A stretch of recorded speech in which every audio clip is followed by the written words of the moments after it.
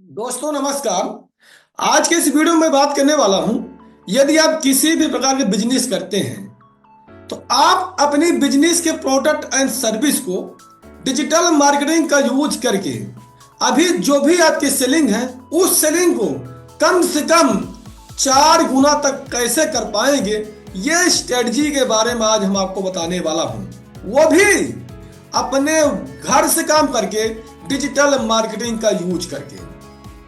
तो चलिए स्टार्टिंग में हम आप लोगों से एक प्रॉमिस भी करना चाहता हूं, यदि आप लोग मेरे इस वीडियो को कंप्लीट वॉच किया तो हम आप में से 5 लोगों का डिजिटल मार्केटिंग को सिखाने के लिए फ्री में एडमिशन लेना चाहता हूं। पर एडमिशन कैसे होगा इसकी प्रोसेस हम आपको इसी वीडियो के कहीं बीच में बताने वाला हूं, इसलिए इस वीडियो को स्किप मत करिएगा, कंप्लीट वॉच करिएगा। यदि आप स्किप कर देंगे तो हो सकता है आप इस अपॉर्चुनिटी को मिस कर दें। तो चलिए इसे समझाने के लिए हम आप लोगों के सामने अपने कंप्यूटर की स्क्रीन शेयर करते हैं और बताते हैं आपको कि आप अपनी बिजनेस की सेलिंग बढ़ाने के लिए कैसे डिजिटल मार्केटिंग का यूज कर पाएंगे।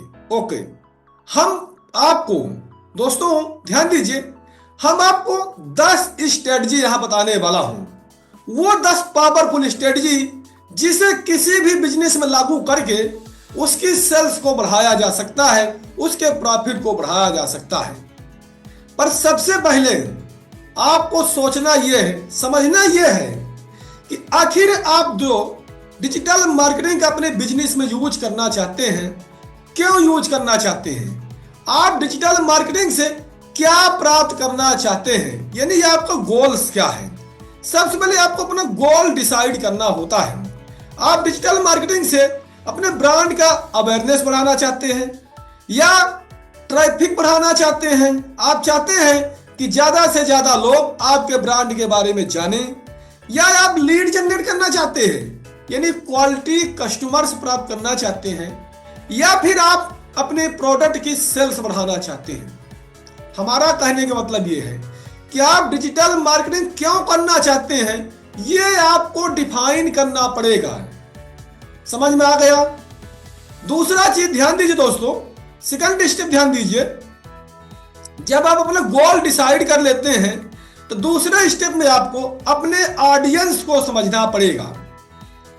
आपका प्रोडक्ट क्या है, आप क्या सर्विस प्रोवाइड करते हैं, वो प्रोडक्ट सर्विस की किन लोगों को जरूरत है, उनकी एज क्या है, उनका लोकेशन क्या है, वो किस टाइप के सर्च करते हैं, किस टाइप के प्रोडक्ट को पसंद करते हैं, किस टाइप से सर्विस लेना चाहते हैं, उनका उद्देश्य क्या है, ये आपको समझना पड़ता है।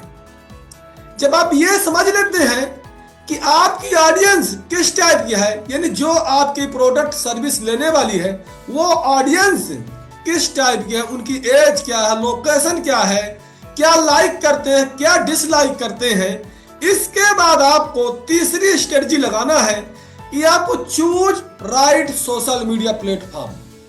समझिए, आपको एक प्लेटफॉर्म, राइट प्लेटफॉर्म एक चूज करना पड़ेगा।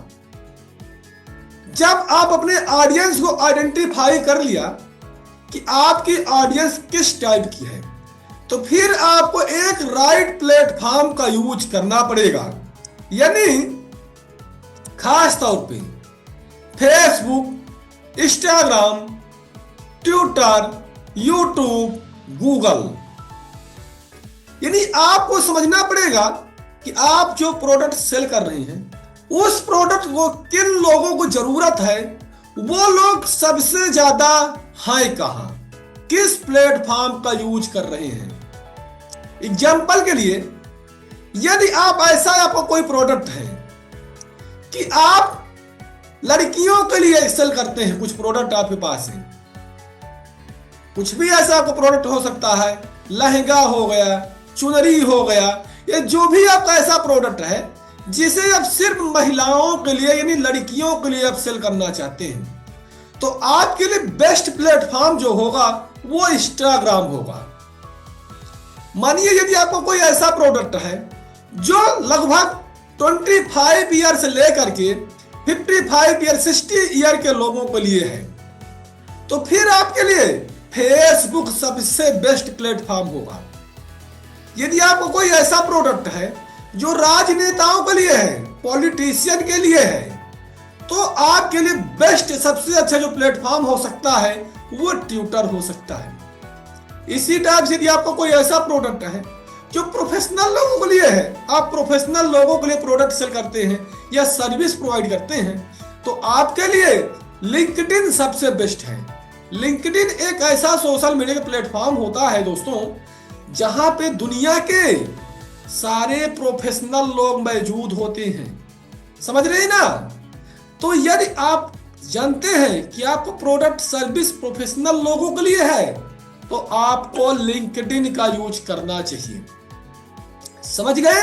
यदि समझ में आ गए हो तो चैट में एक बार चैट एंड कमेंट नीचे दिख रहा होगा, चैट में लिंक्डइन टाइप कर सकते हैं, लिंक्डइन।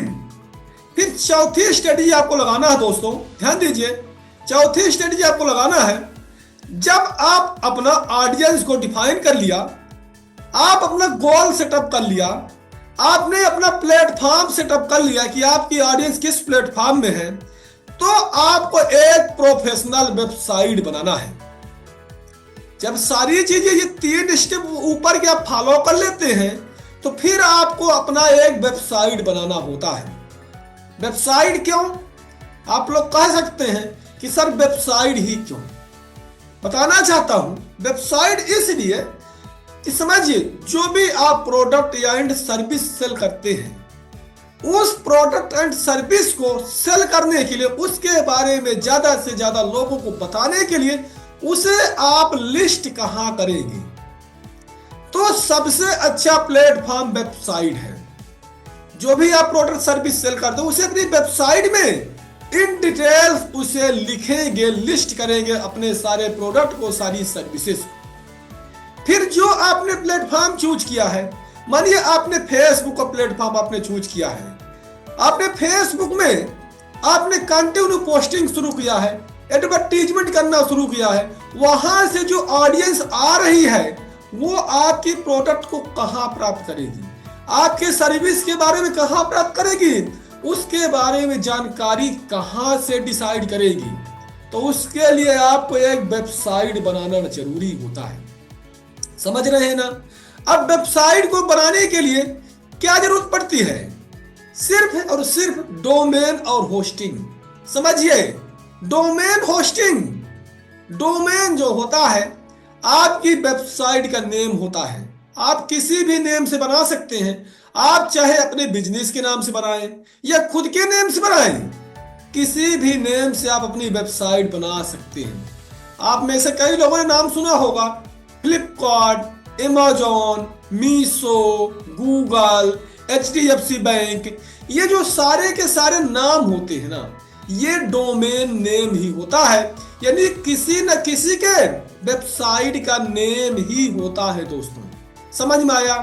तो आपको भी जब आप अपने ऑडियंस को समझ लिया, अपना गोल डिफाइन कर लिया, अपना आपने प्लेटफॉर्म चूज कर लिया, तो फिर आपको अपनी प्रोडक्ट सर्विस को उन ऑडियंस को अच्छे से दिखाने के लिए, बताने के लिए, यदि वो चाहे तो वहीं से परचेज भी कर ले, तो आपको एक वेबसाइट बनाना पड़ेगा। और वेबसाइट को बनाने के लिए सिर्फ डोमेन और होस्टिंग की ही जरूरत पड़ती है। इसके बाद ध्यान दीजिए, जब आप वेबसाइट बनाना शुरू करते हैं तो आपकी वेबसाइट मोबाइल फ्रेंडली होना चाहिए। मोबाइल फ्रेंडली क्यों? क्योंकि आप लोगों ने देखा होगा कि आज ज्यादातर लोग कुछ भी यदि उन्हें परचेस करना है, किसी भी प्रोडक्ट के बारे में जानकारी लेना है, किसी भी सर्विस के बारे में जानकारी लेना है, या किसी भी टॉपिक पे कोई भी इंफॉर्मेशन लाना है, प्राप्त करना है, तो वो अपनी मोबाइल से ही सर्च करते हैं। वहीं से उस प्रोडक्ट के बारे में देखेंगे, वहीं से उस सर्विस के बारे में देखेंगे, पसंद आया तो वहीं से ऑर्डर करके परचेस कर लेते हैं। तो हमारा कहने का मतलब यह है कि जब भी आप वेबसाइट बनाएं तो आपकी वेबसाइट मोबाइल फ्रेंडली होनी चाहिए, यानी मोबाइल पे आसानी से दिख जाए, लोड हो जाए, ऐसी आपको वेबसाइट बनाना चाहिए। और सबसे इंपॉर्टेंट बात, आपकी जो वेबसाइट होगी वो फास्ट लोडिंग वाली होनी चाहिए। फास्ट लोडिंग, जैसे कोई क्लिक करे फटाक से आपकी वेबसाइट ओपन हो जानी चाहिए। आप में से कई ऐसे लोग होंगे जिन लोगों के पास वेबसाइट होगी, वेबसाइट तो होगी बट उनकी वेबसाइट लोड ही नहीं हो रही है, मोबाइल फ्रेंडली नहीं है, जिसके कारण लोग आपकी वेबसाइट तक नहीं पहुंच पा रहे हैं। तो हमारा कहने का मतलब, जब भी आप वेबसाइट बनाए, आपकी वेबसाइट मोबाइल फ्रेंडली हो और फास्ट लोडिंग वाली होनी चाहिए। इसके बाद ध्यान दीजिए दोस्तों, जब आपकी वेबसाइट बन जाती है तो आपको तीसरे स्टेप पे सर्च इंजन ऑप्टिमाइजेशन यानी एसईओ पर काम करना होता है। चूंकि मैं जानता हूं आप में से ज्यादातर लोग बिजनेसमैन लोग हैं, आप में से ज्यादातर लोग सर्विस प्रोवाइड करने वाले हैं, आप में से कई लोगों के पास वेबसाइट होगी पर वो आपकी वेबसाइट गूगल पे रैंक नहीं हो रही है, गूगल पे लिस्ट नहीं हो पा रही है। यानी यदि कोई जाता है गूगल पे सर्च करता है, जो आप सर्विस प्रोवाइड करते हैं, जो आप प्रोडक्ट सेल करते हैं, यदि उस प्रोडक्ट सर्विस से रिलेटेड कोई गूगल में सर्च करता है तो वहां पे गूगल आपकी वेबसाइट को नहीं दिखा रहा, यानी आपके बारे में गूगल नहीं बता रहा है। तो गूगल क्यों नहीं बता रहा है? क्या कभी आप लोगों ने सोचा? शायद नहीं सोचा। ध्यान दीजिए, गूगल यदि आपके बारे में बता ही नहीं रहा है तो फिर वेबसाइट बनाने का कोई मतलब ही नहीं है। तो आप लोगों के मन में यह सवाल होगा कि सर आखिर गूगल हमारे बारे में बताएगा कैसे, हमारी वेबसाइट के बारे में गूगल कैसे बताएगा? तो मैं बताना चाहता हूं, ध्यान दीजिए, यदि आप चाहते हैं कि जो आप प्रोडक्ट एंड सर्विस प्रोवाइड करते हैं, यदि किसी ने गूगल पे गया सर्च करा तो गूगल सबसे पहले आपकी वेबसाइट उसके सामने दिखाना चाहिए, यानी आपके बारे में बताना चाहिए। तो आपको सर्च इंजन ऑप्टिमाइजेशन यानी एसईओ करना पड़ेगा। जब आप एसईओ करते हैं तब गूगल आपके बारे में बताना शुरू कर देता है। इसके बाद सबसे इंपॉर्टेंट बात और बताने वाला है दोस्तों, एसईओ करने के बाद आपको अपनी बिजनेस को गूगल माई बिजनेस में लिस्ट करना होता है। अब ये गूगल माई बिजनेस क्या होता है बताना चाहता हूं। गूगल माई बिजनेस खास तौर पे लोकल ऑडियंस के लिए, लोकल कस्टमर के लिए बनाई जाती है। अब गूगल माई बिजनेस का यूज क्या है ये भी बता देना चाहता हूं, समझिए। एग्जांपल देता हूं, मान लीजिए आप एक टी शर्ट सेल करते हैं। क्या सेल करते हैं? टी शर्ट आप सेल करते हैं।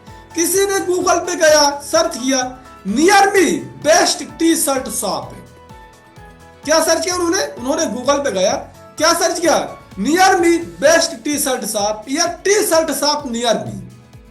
या टी शर्ट कहां से परचेज करें? सबसे अच्छा टी शर्ट की दुकान है। यदि ऐसा किसी ने गूगल में सर्च किया तो वहां पे गूगल आपके बारे में बता दे। यदि गूगल आपके बारे में बता देगा तो आप लोग चैट करके हमें बताइए वो व्यक्ति जिसने सर्च किया है कि near me T shirt shop या जो भी आप प्रोडक्ट सेल करते हैं, वो यदि आपके प्रोडक्ट से रिलेटेड उसने गूगल पे गया सर्च किया, गूगल आपके बारे में बता रहा है, तो वो कस्टमर किसके पास जाएगा? आपके पास जाएगा ना, 100% आपके पास जाएगा। तो उसके लिए आपको अपनी पूरी इंफॉर्मेशन को, अपनी पूरी जानकारी को, अपने प्रोडक्ट की इमेजेस, वीडियो, लोकेशन, आपका mobile number, WhatsApp number, website, इन सबको गूगल माई बिजनेस में लिस्ट करना होता है। समझ रहे हैं दोस्तों? ये सारी चीजें हम जो आपको फ्री कोर्स देने वाला हूं, जो 5 लोगों को एडमिशन लूंगा, ये सब हमने डिटेल में प्रैक्टिकल सिखाया हूं। इसलिए अभी तक यदि आप लोग मेरा वीडियो देख रहे हैं तो इस वीडियो को कंप्लीटली वॉच करना, ताकि आप लोगों का एडमिशन यहां पे हो जाए, ये सारी स्ट्रेटजी सीखने को आपको मिल जाए। इसके बाद ध्यान दीजिए, जब आप प्रोफेशनल वेबसाइट बना लेते हैं तो 5वें स्टेप में आपको कंटेंट मार्केटिंग करना होता है दोस्तों। कंटेंट मार्केटिंग यानी आप जो प्रोडक्ट सेल करते हैं उस प्रोडक्ट के बारे में आप अपनी वेबसाइट में डिटेल्स में लिखते हैं, एक्सप्लेन करते हैं। समझिए, मान लीजिए आप रेफ्रिजरेटर सेल करते हैं, तो कोई भी रेफ्रिजरेटर आप सेल करते हैं, 3 स्टार, 4 स्टार, 5 स्टार, 6 स्टार। तो 3 स्टार वाली रेफ्रिजरेटर है, मान लीजिए एलजी का आप सेल करते हैं या गोदरेज का आप सेल करते हैं, किसी भी कंपनी का आप सेल करते हैं।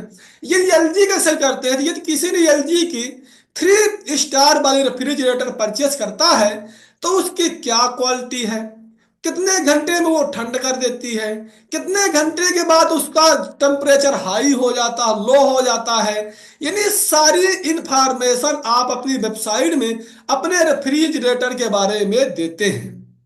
अब जिन लोगों को रेफ्रिजरेटर खरीदना होगा, वो गूगल पे गया, सर्च किया, तो फट से वहां पे आपकी वेबसाइट आ गई। तो फिर वो किससे कांटेक्ट करेगा? आप ही तो करेगा ना।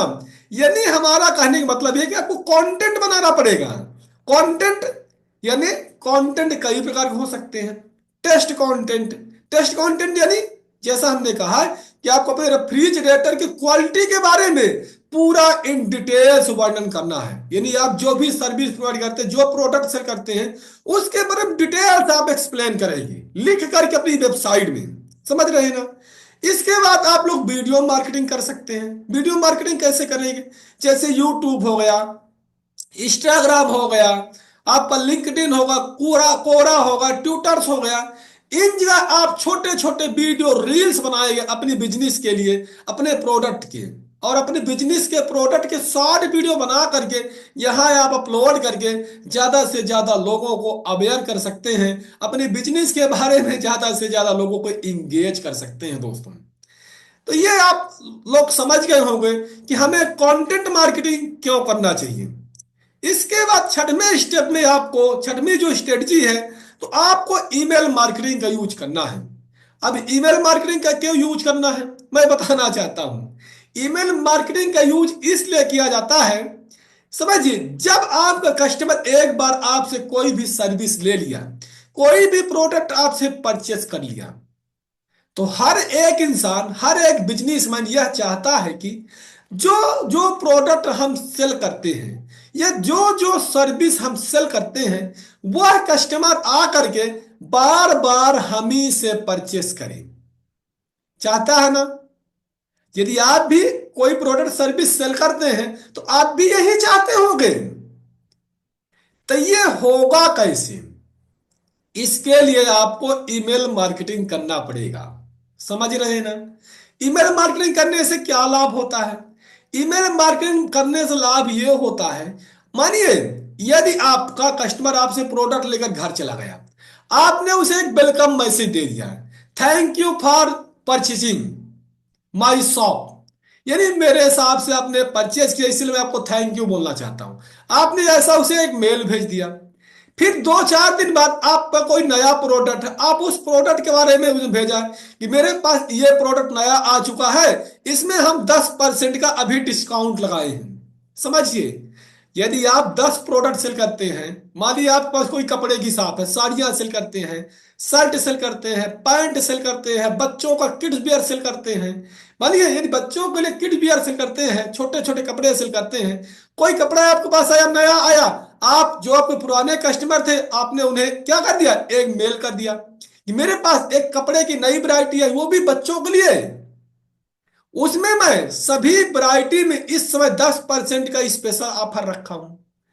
तो हर एक व्यक्ति के पास तो बच्चे हैं, तो यदि उसे बच्चों के लिए कुछ कपड़े लेना है, आप उसे मेल किए हैं, कुछ ऑफर के बारे में बताया है, अब पहले से भी उसने आपसे कुछ ना कुछ प्रोडक्ट खरीदा है, तो वो फिर आपके पास ही आएगा। इसी टाइप से आप व्हाट्सएप मार्केटिंग कर सकते हैं। व्हाट्सएप मार्केटिंग क्या होता है? जब कोई आपका कस्टमर आता है, तो आप अपने कस्टमर का बिल तो देते होंगे, बिल तो बना के देते हैं ना। यदि आप लोग बिल नहीं देते होंगे, तो कोई बात नहीं है, आप कुछ ऐसा काम करिए इस वीडियो को देखने के बाद कि आप अपने कस्टमर का मोबाइल नंबर, व्हाट्सएप नंबर लेते जाइए, व्हाट्सएप नंबर लेते जाइए, और उन सभी नंबर को आप एक ग्रुप में कन्वर्ट कर दीजिए, एक व्हाट्सएप का ग्रुप बना लीजिए। और जो भी आपके पास इंफॉर्मेशन, नई नई प्रोडक्ट, नई नई वैरायटी आती है, नई नई सर्विस आती है, समय समय पे आप व्हाट्सएप के माध्यम से ग्रुप में डालते जाइए। तो जितने सारे लोग आपके ग्रुप में होंगे उन सब लोगों को आपकी इंफॉर्मेशन पहुंचती जाएगी। समझ रहे हैं? मैं अपनी बात आप लोगों को बताता हूं। मैं डिजिटल मार्केटिंग सिखाता हूं। मेरे पास जितने भी कांटेक्ट नंबर हैं, जितने भी लोग मेरे वेबसाइट के थ्रू आते हैं, मेरे ईमेल के थ्रू आते हैं, मेरे इंस्टाग्राम के थ्रू आते हैं, फेसबुक के थ्रू आते हैं, उन सबके व्हाट्सएप नंबर को हम एक ग्रुप में कन्वर्ट करता जाता हूं। और बीच बीच में मैं वेबिनार करता रहता हूं, इन्फॉर्म करता रहता हूं मेरा वेबिनार इस तारीख को होगा। इस वेबिनार में हम आपको 70% 80% का एडमिशन फीस में डिस्काउंट देने वाला हूं। तो फिर लोग पहले से वेट करते हैं। जैसे हमने वेबिनार स्टार्ट किया, फटाफट फटाफट सब लोग ज्वाइन कर देते हैं। तो वही स्ट्रेटजी आप लोग अपने बिजनेस में लागू कर सकते हैं। समझ रहे हैं दोस्तों? समझ में आ रहा हो, यदि मजा आ रहा हो इस वीडियो को देखने के बाद, तो चैट में आप लोग मजा टाइप कर सकते हैं। मजा मजा मजा। चलिए दोस्तों, सातवीं स्ट्रेटजी आपको लगाना है गूगल फेसबुक एडवर्टीजमेंट का। फेसबुक और गूगल में एडवर्टीजमेंट करके आप कम टाइम में ज्यादा प्रॉफिट कमा सकते हैं। यानी कम टाइम में ज्यादा से ज्यादा सेल्स कर सकते हैं, ज्यादा से ज्यादा लोगों तक पहुंच सकते हैं। अब आप लोग कह सकते हैं सर फेसबुक और गूगल ऐड क्यों?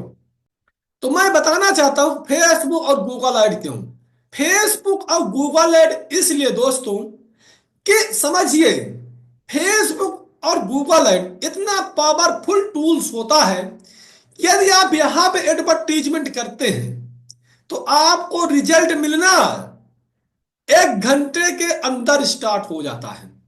1 घंटे के अंदर, 1 आवर के अंदर ही आपको रिजल्ट मिलना शुरू हो जाता है। जिन लोगों को आपकी प्रोडक्ट सर्विस की जरूरत है वो लोग आपसे कांटेक्ट में आना शुरू हो जाते हैं। गूगल और फेसबुक में इतने सारे ऑप्शन हैं कि आप ऑडियंस के हिसाब से टारगेटिंग कर सकते हैं। एग्जाम्पल के लिए बात करना चाहता हूं, यदि मान लीजिए आपका कुछ ऐसा प्रोडक्ट है सिर्फ आप महिलाओं के लिए सेल करना चाहते हैं, तो आप जब एडवर्टीजमेंट कर सकते हैं तो सिर्फ फीमेल सेलेक्ट कर सकते हैं, महिलाएं। आपके ऐड सिर्फ महिलाओं को दिखेगा। यदि आपको कुछ ऐसा प्रोडक्ट है जिनकी एज 70 साल 80 साल है, उन्हें आप दिखाना चाहते हैं तो आप उन्हें दिखा सकते हैं। यदि आपको कुछ ऐसा प्रोडक्ट है कि सिर्फ बिजनेसमैन लोगों के लिए है, तो आप बिजनेसमैन लोगों को टारगेट कर सकते हैं। यानी सारे ऑप्शन यहां पे उपलब्ध होते हैं। समझ रहे हैं? इसलिए आपको फेसबुक और गूगल एडवर्टीजमेंट भी करना चाहिए। स्ट्रेटजी नंबर 8, कस्टमर एक्सपीरियंस पर ध्यान दें। जब भी आप अपने कस्टमर को कुछ भी प्रोडक्ट सेल करते हैं, कोई भी सर्विस प्रोवाइड करते हैं, तो कस्टमर से आप रिव्यूज लीजिए, कस्टमर का एक्सपीरियंस लीजिए। कस्टमर आपके बारे में क्या कह रहा है, आपके सर्विस के बारे में क्या बोल रहा है, आपको क्या रेटिंग दे रहा है, क्या रिव्यूज दे रहा है। जो भी रेटिंग दे, जो भी रिव्यूज दो, कस्टमर को थैंक यू बोलिए, वेलकम बोलिए। यदि आप अपने कस्टमर को थैंक यू बोलेंगे, वेलकम बोलेंगे, तो उसके साथ आप कनेक्ट रहते हैं। समझ में आया दोस्तों? अब आप में से कई लोग यहाँ पे थोड़ा सा डिमोटिवेट होते हैं। आप में से कई लोग ऐसे होंगे जिनके बारे में कस्टमर गलत रिस्पॉन्स देते होंगे, कहते होंगे आपकी सर्विस ठीक नहीं है, आपको प्रोडक्ट ठीक नहीं है, तो आप डिमोटिवेट हो जाते होंगे, नर्वस महसूस करते होंगे। समझिए, यहां पे भी आपको थैंक यू बोलना है, कस्टमर को कहना है थैंक यू सर, आपने हमने जो गलती किया था आपने वो हमें एहसास करा दिया, वो आपने हमें बता दिया और आप उसे सुधार करिए। सुधार करेंगे, वो कस्टमर जो आज आपको निगेटिव कमेंट करके गया है वही कल कस्टमर आपके बारे में पॉजिटिव कमेंट करेगा और आपके प्रोडक्ट सर्विस को दूसरे लोगों को भी रिफरल करेगा। समझ में आया? इसलिए कस्टमर के एक्सपीरियंस पर भी आपको ध्यान देना चाहिए। स्ट्रेटजी नंबर 9, ध्यान दीजिए, एनालिटिक्स का यूज करें। सबसे बड़ी बात यह है, ये ऊपर जो हम आपको 8 स्ट्रेटजी बताया हूं, जब ये 8 स्ट्रेटजी आप लगाते हैं तो आपको एनालिटिक्स करना पड़ता है। कौन सी स्ट्रेटजी आपकी ज्यादा कारगर ही, कौन सी स्ट्रेटजी आपको ज्यादा रिजल्ट दे रही है, ये आपको उसका एनालिटिक्स करना पड़ेगा, उसका विश्लेषण करना पड़ेगा।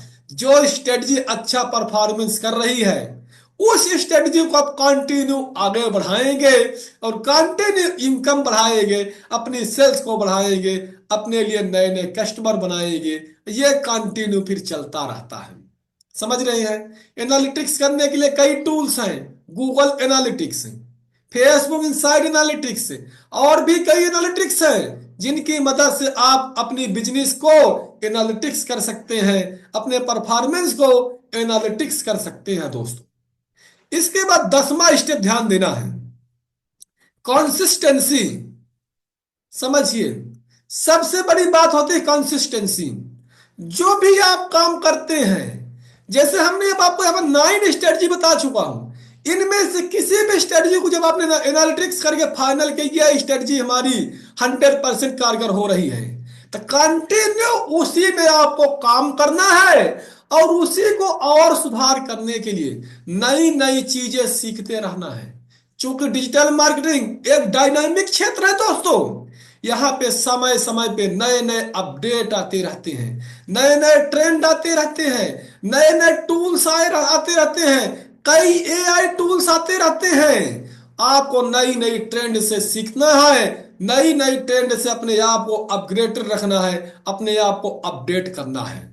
यदि आप लोग, अब यहां पे हमने आपको 10 स्ट्रेटजी बता दिया हूं, यदि आप इन 10 स्ट्रेटजी को आप फॉलो करते हैं तो मेरा मानेगा ना दोस्तों, ध्यान दिए दोस्तों, यदि आपको मैंने जो 10 स्ट्रेटजी बताया हूं, यदि आप इन 10 स्ट्रेटजी को 100% ईमानदारी से यदि आप फॉलो करते हैं तो आपका बिजनेस 4 गुना हो जाएगा। ये मैं आपसे प्रॉमिस करता हूं दोस्तों। चलिए दोस्तों, लास्ट में मैं आप लोगों से कहना चाहता हूं, यदि आप लोग डिजिटल मार्केटिंग को सीखना चाहते हैं, कंप्लीट नॉलेज लेना चाहते हैं, तो हमने शुरुआत में आप लोगों से प्रॉमिस किया था कि हम आप में से 5 लोगों का फ्री डिजिटल मार्केटिंग सिखाने में एडमिशन लेना चाहता हूं।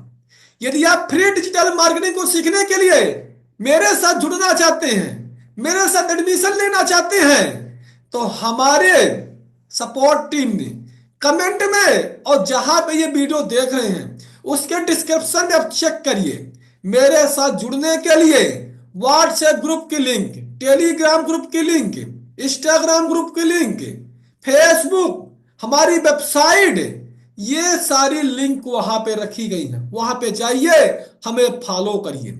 फॉलो करने के बाद हमारे टेलीग्राम के ग्रुप और व्हाट्सएप के ग्रुप को ज्वाइन कर लीजिए। हम बहुत जल्द आप लोगों को इसके बारे में और डिटेल से एक्सप्लेन करने के लिए एक वेबिनार कर रहा हूं। उस वेबिनार को ज्वाइन करिए। उसी वेबिनार में हम आप लोगों का 5 लोगों का एडमिशन लूंगा, वो भी एब्सोल्युटली फ्री, और डिजिटल मार्केटिंग का बहुत सारा नॉलेज और वैल्यू दूंगा। दोस्तों, इस वीडियो को कंप्लीट वॉच करने के लिए आप लोगों का पुनः मैं एक बार थैंक यू बोलना चाहता हूं और दिल से वेलकम करना चाहता हूं दोस्तों।